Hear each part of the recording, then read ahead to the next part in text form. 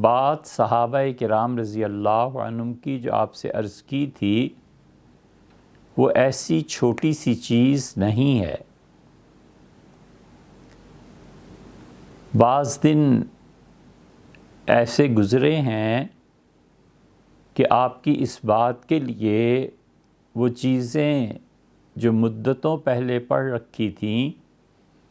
اور مختصراً ایک جملے میں آپ کی خدمت میں عرض کیا تھا کہ صحابہ کرام رضی اللہ عنہ میں سے جس کا قول مل جائے اس پہ عمل کر لو، یہ جائز ہی نہیں ہے اور یہ عمل کفر تک پہنچاتا ہے۔ ان دو جملوں کے لیے اس کے پیچھے پورا ایک علمی میدان ہے، اس لیے آپ کی خدمت میں ان دو جملوں کی تشریح کے لیے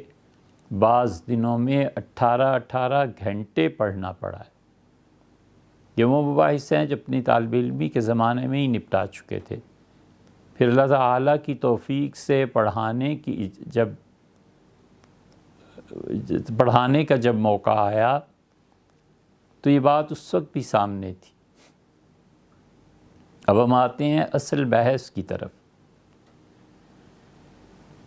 آپ اتنا تو یقیناً جانتے ہیں اور تمام مسلمان جانتے ہیں کہ جب کوئی حکم قرآن کریم سے ثابت ہو جائے تو اس کے خلاف کوئی صحابی کسی بھی درجے کا، خواہ وہ خلفائے راشدین رضی اللہ عنہم میں سے ہی کیوں نہ ہو، اس کی بات نہیں مانی جائے گی۔ ایک صحابی وہ فتویٰ دیتے ہیں جو قرآن کریم کے خلاف پڑتا ہے تو ہم اس کی تعویل اور توجیح کریں گے، ہم یہ کہیں گے کہ انہیں سمجھ نہیں آئی، ہم یہ کہیں گے کہ قرآن کے اس حکم کو جس طرح سے وہ سمجھے ہیں حقیقت وہ نہیں ہے، انہوں نے جو کچھ فرمایا ہے ان سے نقل صحیح نہیں ہوا۔ کس کتاب میں کس راوی نے یہ بات لکھی ہے یا کس سے سنی ہے، کیا یہ سارا سلسلہ درست ہے؟ یہ دوسری تعویل اور توجیح کی جاتی ہے کہ ایک تو صحابی رضی اللہ عنہ وہ جیسے اس آیت کو سمجھنے کا حق تھا ویسے نہیں سمجھ پائے، یا جن لوگوں نے اس کو نقل کیا ہے کیا ناقل سارے درست تھے؟ اور کبھی کبھی ایسے بھی ہوتا ہے کہ ایک صحابی رضی اللہ عنہ کسی چیز کو اپنے تئیں بہت بڑا سمجھتے ہیں اور وقتی طور پہ قرآن کریم کی آیت وہ پس پردہ چلی جاتی ہے اور وہ کوئی فتویٰ دے دیتے ہیں اور اس فتوے پہ باقی اکابر صحابہ کرام رضی اللہ عنہم سمجھا دیتے ہیں اور عرض کر دیتے ہیں کہ حضرت یہ بات ایسے نہیں ایسے۔ جب بھی کسی صحابی کا فتویٰ قرآن کریم کے خلاف ہوگا ضرور اس فتوے کو چھوڑا جائے گا اور قرآن کی بات کو مانا جائے گا۔ آپ دیکھیں یہ دور خلافت میں پیش آیا ہے اور سیدنا عمر رضی اللہ عنہ کسی بات پر ناراض ہوئے اور انہیں معلوم ہوا کہ فلاں جو گورنر ہیں وہ اپنی ڈیوٹیز پوری نہیں کر رہے۔ امیر المومنین رضی اللہ عنہ نے بلایا اور تنبیہ فرمائی، تو لمبی حدیث کا ایک مختصر خلاصہ سا یہ ہے کہ انہوں نے کہا امیر المومنین یہ مجھ سے ہی آپ کہہ رہے ہیں، اپنے بہنوئی قدامہ کی خبر نہیں لی؟ قدامہ شراب پیتے ہیں۔ عمر رضی اللہ عنہ چونک گئے کیونکہ قدامہ بہت بہت بڑے صحابی تھے رضی اللہ عنہ، بڑا مقام تھا ان کا، بدری تھے۔ اور انہوں نے کہا آپ اگر مجھ پہ اعتبار نہیں کرتے نہ کریں، یہ ابو ہریرہ ہیں، ان سے پوچھیں، ان کے سامنے وہ شراب پیتے ہیں۔ سیدنا عمر رضی اللہ عنہ نے خاموش ہو گئے اور خط لکھا اور کسی کو بھیجا، جیسے کہ ان کا دستور تھا، کہ قدامہ میرے بہنوئی ہیں، اور فرمایا جس حال میں قدامہ کو دیکھو بس اسی طرح پکڑ کے لے آؤ۔ یہ امیر المومنین رضی اللہ عنہ کا ایسا حکم تھا کہ اگر کوئی گھر سے باہر تھا تو اندر نہیں جا سکتا تھا، کھانا کھا رہا تھا تو کھانا پورا نہیں کر سکتا تھا۔ محمد ابن مسلمہ رضی اللہ عنہ اسی حالت میں باندھ کے بٹھا دیتے تھے سواری پہ۔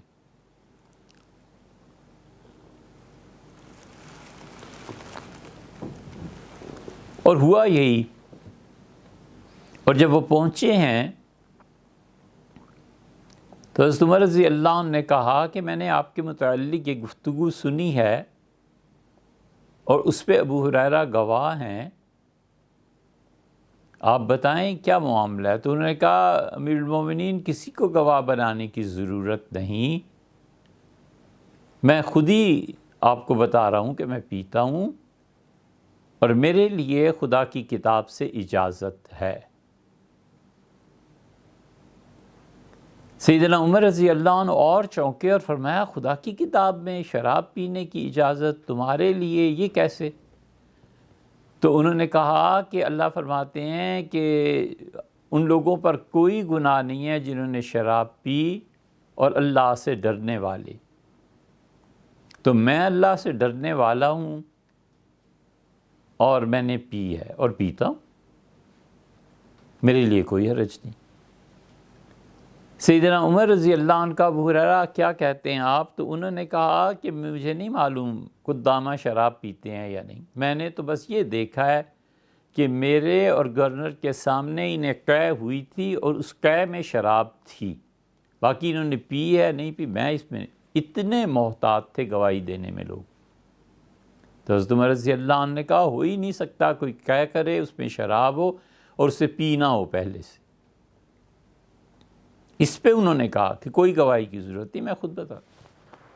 سیدنا عمر رضی اللہ عنہ کا اخطأت فی التاویل،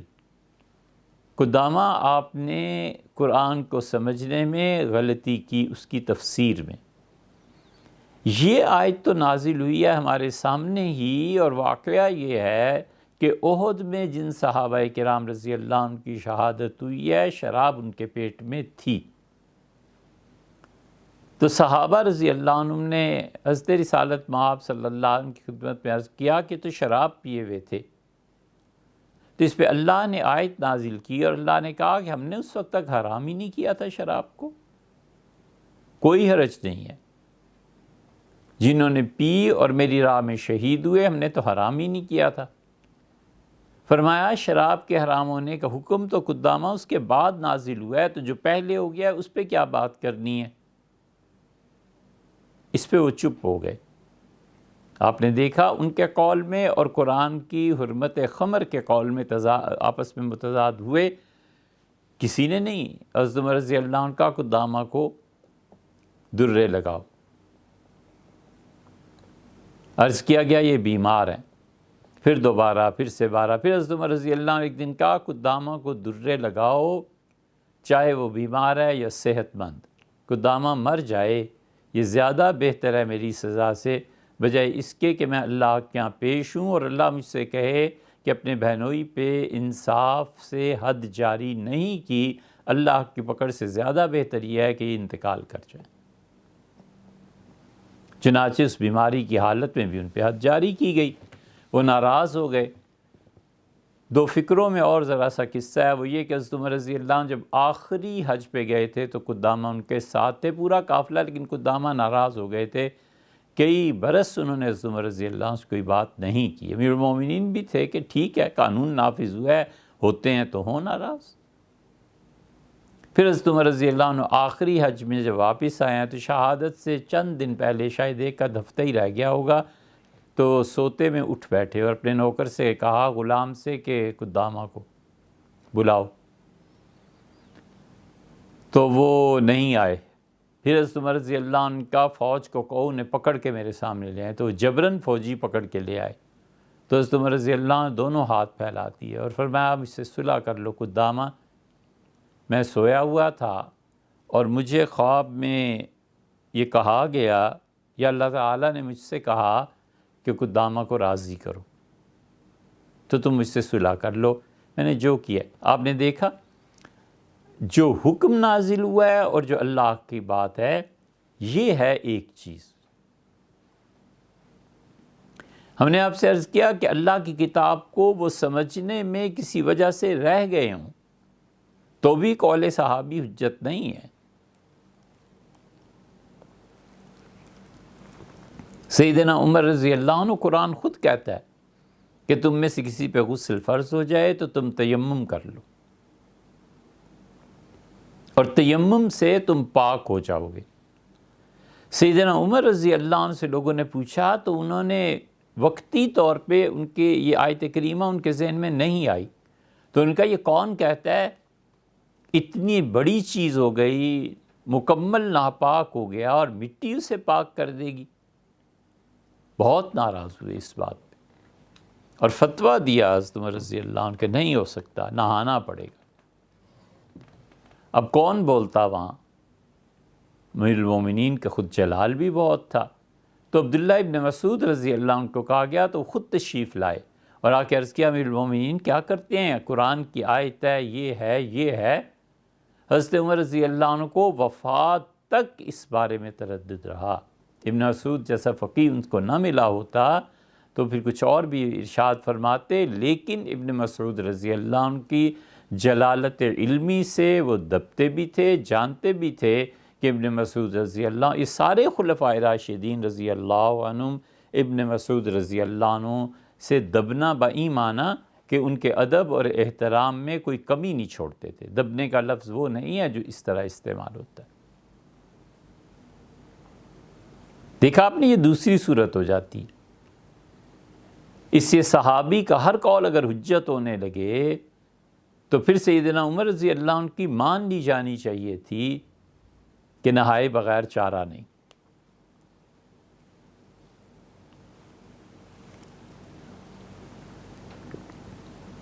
اس لیے ہمیشہ اصولاً سب سے پہلے خدا کی کتاب ہے۔ ایک بات کی طرف اشارہ کرتے چلیں کہ اگر کبھی موقع ملے